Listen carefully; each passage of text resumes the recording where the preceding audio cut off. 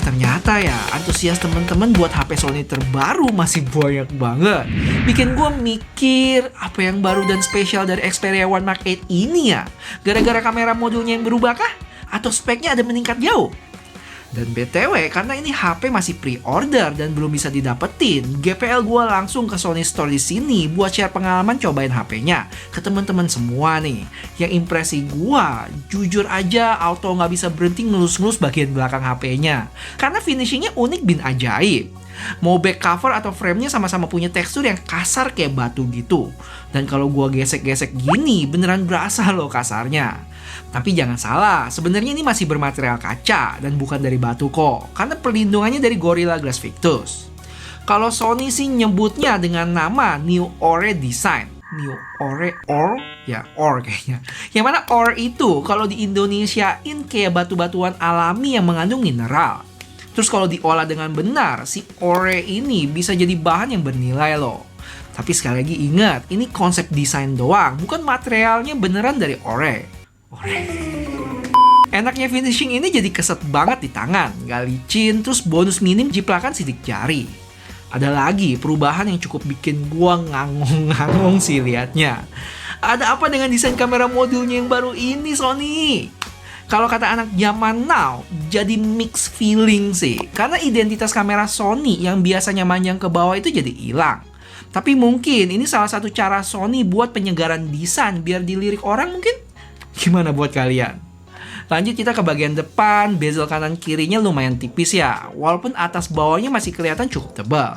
Tapi buat gue pribadi dan para fanboy Sony, harusnya ini bukan hal yang aneh sih. Malah jadi ciri khas. Karena buat yang awam yang nggak tahu nih, bagian tebelnya itu ada gunanya. Yaitu sebagai tempat ngumpetnya kamera selfie sama speaker yang ngadep ke kita. Biar layarnya bener-bener bersih dari notch. Keren ya? Lanjut, ada hal kecil lagi, tapi masih khas Sony, yaitu ini nih, shutter buttonnya yang bisa ditahan setengah buat lock fokus, terus pencet full buat langsung jepret. Terus buat fingerprint ada di power button ya. Buat SIM tray sekarang pindah ke bawah kayak kebanyakan HP lainnya, bukan di samping lagi. Cuma tetap buat bukanya nggak perlu SIM ejector, tinggal congkel pakai kuku aja. Dan mungkin ini salah satu HP flagship zaman now yang masih support micro SD kali ya, up to 2 tera. Oh ya, di bagian frame-nya ada satu kotak panjang yang gue nggak tahu sih ini buat apa. Apa mungkin buat urusan sinyal makin kenceng? Entahlah. Untuk spesifikasi, kita mulai dari layar yang punya ukuran 6,5 inch, OLED dengan resolusi Full HD+, refresh rate 120Hz, perlindungan layar udah pakai Gorilla Glass Victus 2, dan ini powered by Bravia. Yang mana kalau kalian nggak tahu, Bravia itu nama TV-nya Sony ya, jadi secara kualitas layar nggak kaleng-kaleng. Untuk performa udah pakai chipset yang paling ngebut saat ini, yaitu Snapdragon 8 Elite Gen 5 yang performanya nggak usah diraguin lagi. Terus kapasitas baterai 5000 mAh, charging yang sayangnya masih 30 watt plus support wireless charging 15 watt. Gimana dengan kamera? Lumayan galak juga nih. Lensa belakangnya full 48 megapiksel dari kamera utama, telefoto sampai ultra wide. Sementara selfie-nya di 12 megapiksel. Dan kamera ini masih setia partneran sama Zeiss ya. Jadi nggak cuma Vivo aja nih yang bareng Zeiss, tapi ada Xperia juga. Buat spek lainnya, HP ini udah 5G, support eSIM, NFC, udah IP65 dan 68, USB 3.2, dan kedapatan update OS di 4 kali, dan 6 tahun security. Tapi yang sepatutnya diapresiasi sama semua manusia di bumi ini, yaitu audionya Sony Xperia ini ya. Lihat aja tuh speknya, panjang bener. Ini teman-teman yang ngerti bisa tolong jelasin satu-satu di komen deh. Oh ya, yang bikin Sony juga makin spesial di tahun 2026 ini adalah masih punya lubang kebahagiaan buat sebagian orang, yaitu 3,5 mili audio jack. Jempol deh. Terus kalau dibandingin sama Mark 7 apa bedanya bang? Peningkatannya nggak terlalu banyak sih. Ada di chipset dari Snapdragon 8 Elite ke 8 Elite Gen 5. Habis itu lensa tele dari 12 ke 48 megapiksel dengan sensor yang makin gede juga. Terus di Mark 8 ini udah support eSIM. Kayaknya udah sih, itu aja yang penting-penting. Kalau ada yang kurang boleh tolong tambahin di komen ya. Sama gue juga mau minta maaf guys kalau cuman bisa hands on di toko. Karena selain kondisi dompet gue yang mesti lebih berhemat, alasan lainnya adalah kalaupun beli, kata staffnya itu HP-nya baru dikirim akhir bulan Juni. Jadi semoga bisa dimengerti, dan kalau menurut kalian lebih mending bikin gini daripada nggak dibikin videonya sama sekali, boleh kasih tahu gue dengan like video ini ya. Thank you. Nah, kita masuk ke kamera. Gue langsung salvok sama angka-angka focal length-nya yang agak bervariasi. Mulai dari ultrawide di 0,7 kali, terus ke lensa utama yang bisa 1 sama 2 kali, habis itu telefoto 2,9 kali, dan lanjut ke digital zoom-nya sampai 5,8 kali. Plus, zoom mentoknya tuh dibikin bener-bener presisi di 17,5 kali. Sampai niat dikasih 0,5 kalinya nggak tuh? Terus Xperia One Mark 8 ini udah bisa rekam sampai 4K HDR 120 fps. Jadi mau bikin footage yang sinematik ataupun slow-mo bisa banget. Dan pilihan buat mainin settingan kameranya juga lumayan banyak. Salah satunya ada fitur AI Camera Assistant. Jadi dia bisa bantu rekomendasiin color profile yang kira-kira cocok dari preview yang kita lihat. Dan enaknya, kita masih bisa otak-atik lagi brightness atau warna dari gambar sesuai selera. Jadi kayak warmnya semana, tint, kontras, dan sebagainya. Cuma lucunya, fitur ini sempat jadi bulan-bulanan netizen di IG story-nya Sony karena foto ini. Ada yang bilang, ini ngelawak ya? Gue lebih suka foto originalnya. Terus muncullah persepsi, oh, mungkin Sony mau kasih tahu kita biar nggak usah pakai AI lagi dari hasil foto yang kayak gini. Jadi kayak dikira Sony lagi sarkas tuh. Sampai akhirnya Doi bikin post klarifikasi sehari kemudian.